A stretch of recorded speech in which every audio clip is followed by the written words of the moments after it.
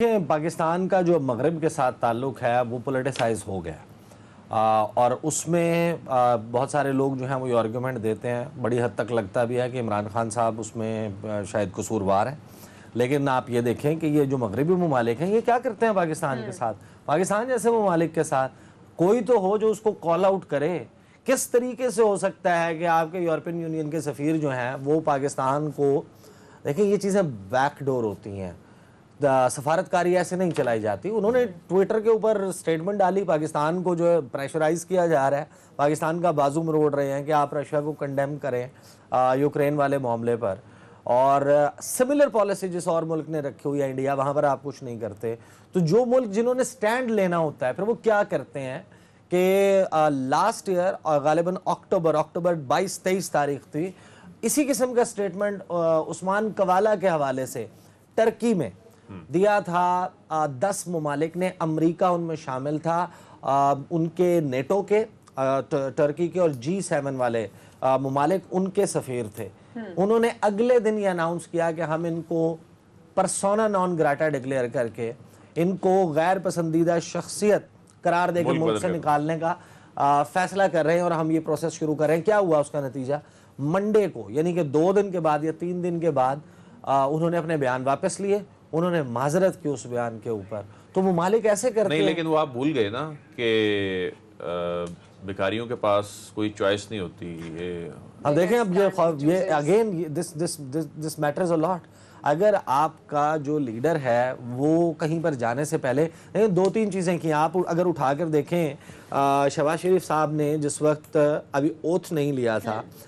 یعنی کہ وہ باقاعدہ آئینی طور پر وزیر اعظم نہیں بنے تھے، حلف نہیں اٹھایا تھا انہوں نے، ابھی وہ پرائم منسٹر الیکٹ تھے، پارلیمنٹ میں ان کے ووٹ ہو چکے، تو انہوں نے جب پہلی مرتبہ floor of the National Assembly سنبھالا،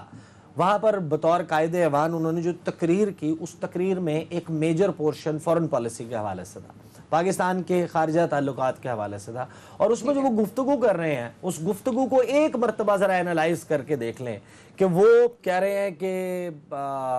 میری تو زبان جلتی ہے ایسی بات کرتے ہوئے سعودیہ عرب کے حوالے سے جو پہلے وزیر خارجہ کر گئے، اور یہ کس طریقے سے مغربی ممالک یہ یورپ کے حوالے سے اس طرح کی بات کر سکتے ہیں۔ یعنی آپ اگر آلریڈی جب یہ کہیں گے کہ وینٹیلیٹرز لگے ہوئے ہیں، ہم تو مجبور ہیں، ہم جو ہیں وہ بیگرز آر ناٹ چوزرز، جب آپ اس قسم کی گفتگو کرتے ہیں تو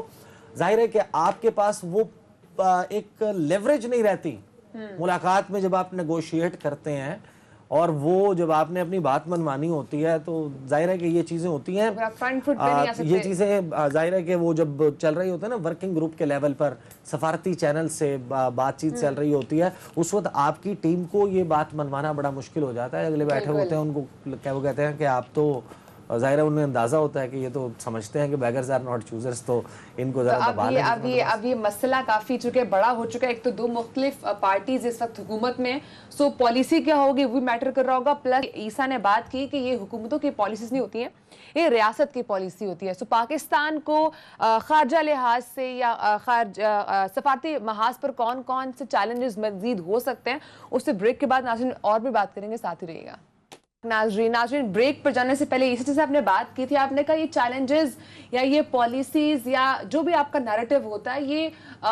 خارجہ اگر محاذ پہ دیکھا جائے تو یہ حکومتوں کا نہیں ہوتا، یہ ریاست کا ہوتا ہے۔ سو پاکستان کے کیا چیلنجز ہیں اس وقت؟ دیکھیں، پاکستان کے سامنے آپ دیکھ لیں کہ ایک چیلنجز کا انبار ہے۔ پاکستان جو ہے وہ فائنینشیل ایکشن ٹاسک فورس کی گرے لسٹ میں ہے، اور جون میں جو ہے وہ ایک مرتبہ پھر ہیئرنگ ہوگی پاکستان کے معاملے پر، اور اسی طریقے سے یہ IMF والا معاملہ ہے، دیگر ممالک کے ساتھ معاملات ہیں، ان کو کس طریقے سے انہوں نے آگے لے کر چلنا ہے۔ امریکہ کے ساتھ جو ہے وہ تقریباً پاکستان کا we have a dead relationship, almost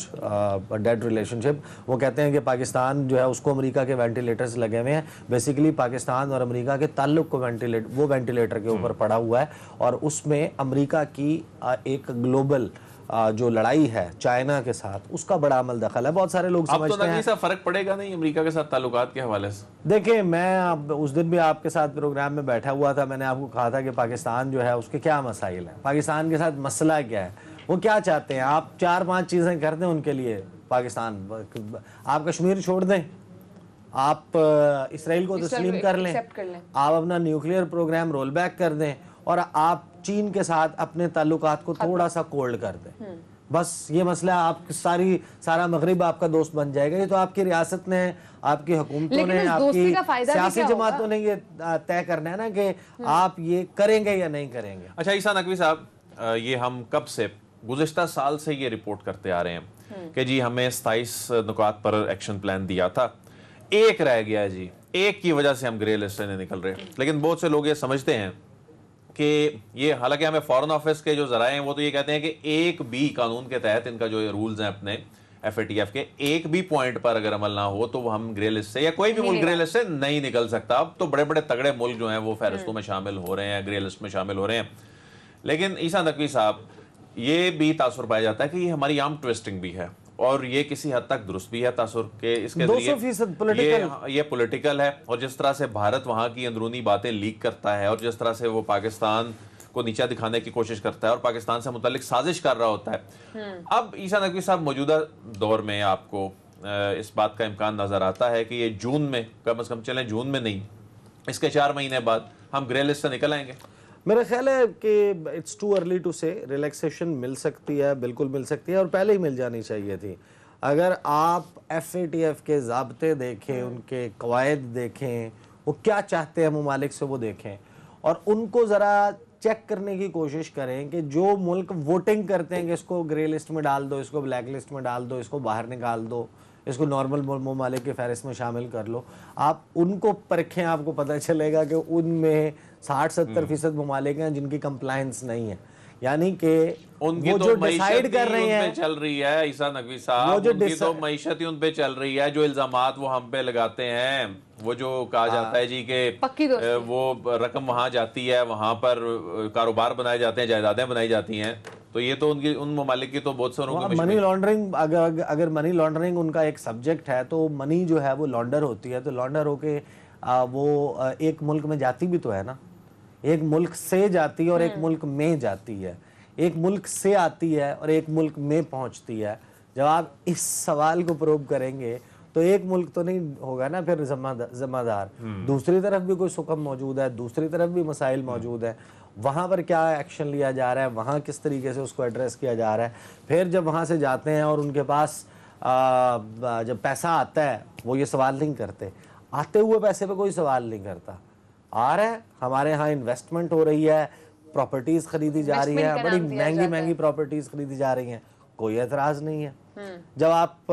کہیں گے آپ کے پاس سے جا رہا ہے تو پھر ظاہر ہے کہ اس کے اوپر مسئلہ آ جائے گا. بہرحال یہ ایک پولیٹیکل ٹول ہے, یہ طے شدہ بات ہے, اسے عام ٹوسٹنگ کے لیے استعمال کیا جا رہا ہے, اور وہ اس کے شواہد موجود ہیں,